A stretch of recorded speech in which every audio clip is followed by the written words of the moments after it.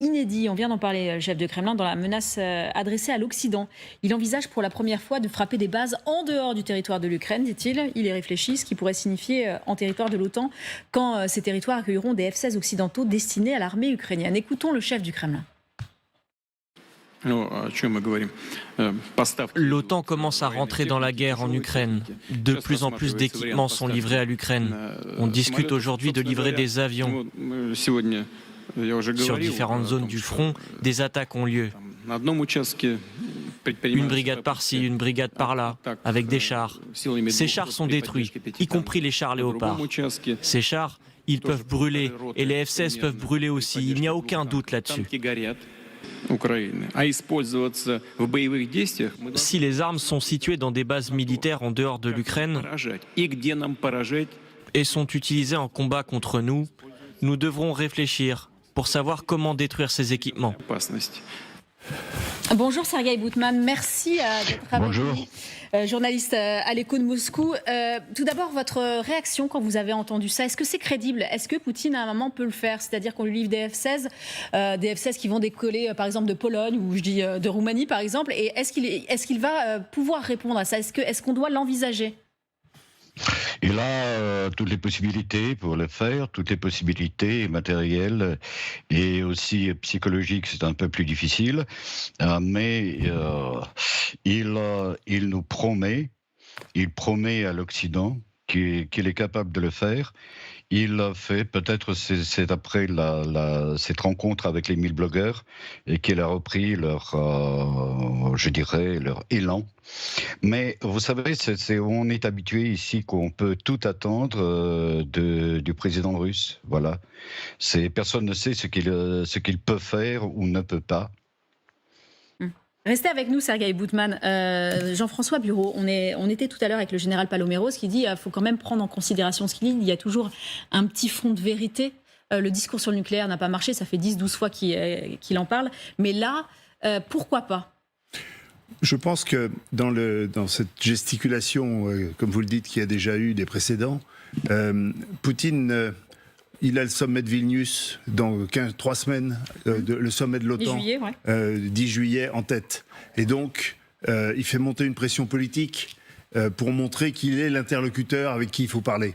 Et je pense que c'est ça le but, c'est de se positionner, non pas dans le jour après jour de la guerre, qui est compliqué pour lui, mais par contre comme l'interlocuteur dont l'OTAN devrait se préoccuper beaucoup plus.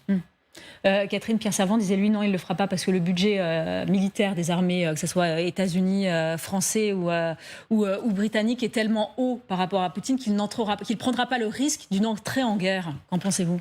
Oui, mais ça, c'est ce qu'on peut appeler l'ambiguïté stratégique. Vous vous souvenez, on en avait beaucoup parlé au début de la guerre. Et effectivement, à partir du moment où Vladimir Poutine le dit, on ne peut pas l'exclure à 100%.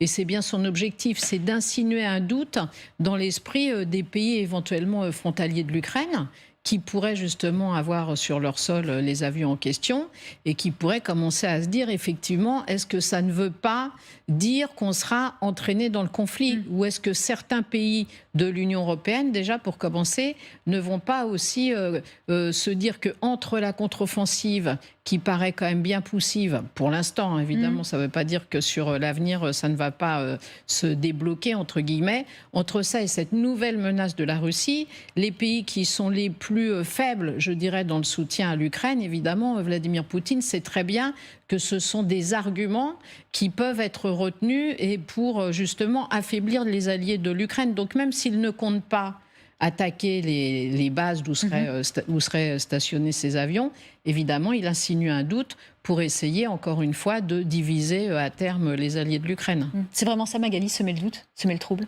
Oui, parce qu'on voit que ce débat sur la livraison des F-16 ne cesse de monter en puissance, qu'il y a en effet ce sommet de Vilnius avec l'Ukraine qui frappe à la porte de l'OTAN avec de plus en plus d'insistance. Donc oui, il faut menacer l'OTAN, les Occidentaux, et en fait reparler d'une certaine façon de ces fameuses lignes rouges, en fait, qu'il ne faut surtout pas pour l'Occident de franchir. C'est ça qu'essaye de mettre dans la tête des Occidentaux Vladimir Poutine avec ses sorties.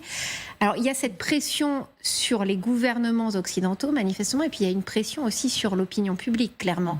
Parce que depuis le début, il sait que c'est peut-être l'un des points faibles, notamment en Europe. Donc appuyer là où ça fait mal, c'est-à-dire traiter les Européens de co-belligérants, parce qu'en fait c'est ça ce qui est entre les lignes.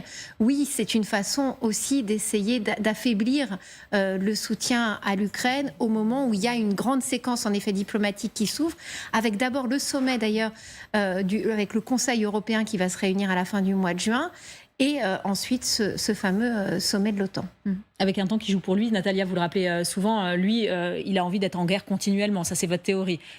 C'est pas ma théorie, c'est la théorie de toute l'histoire russe. Oui. La Russie est toujours en guerre. Non, mais lui a ce temps indéfini par rapport à des populations occidentales qui peuvent se lasser un peu vite et qui vont prendre encore plein d'images aujourd'hui. Cette destruction du char AMX-10 RC, cette menace de Poutine. Là aussi, les gens peuvent se poser les questions.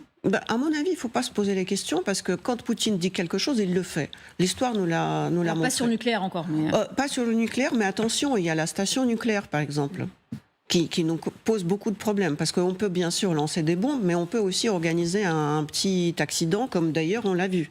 Il peut organiser des accidents. Donc si jamais il y a quelque chose qui l'accident, vous parlez du barrage de Novakovka ? Du barrage, oui. Mais il y a aussi une station nucléaire de Zaporizhzhia qui peut avoir un accident. Et c'est aussi une menace nucléaire. Donc à mon avis, faut pas trop se poser la question quand Poutine dit quelque chose. Il est assez sincère.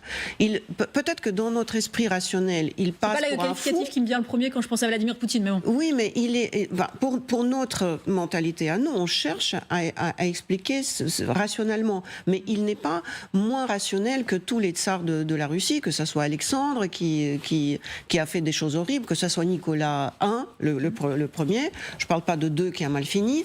C'est-à-dire que tout le pouvoir russe a toujours été comme ça. Il n'est en rien exceptionnel. Donc je prends en sérieux ce qu'il dit. En revanche, là où il est bizarrement trop rationnel pour ce qu'il est, c'est tout ce qui est la paperasse juridique. Par exemple, quand il dit qu'il faut que Prigojine signe un accord avec le ministère de la Défense, il ne signe pas ce décret.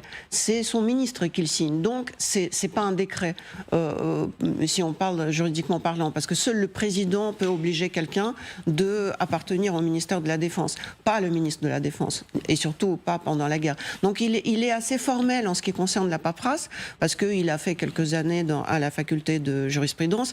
Donc, mais moi, je trouve que tout ce qu'il nous a annoncé jusqu'à maintenant, il l'a fait.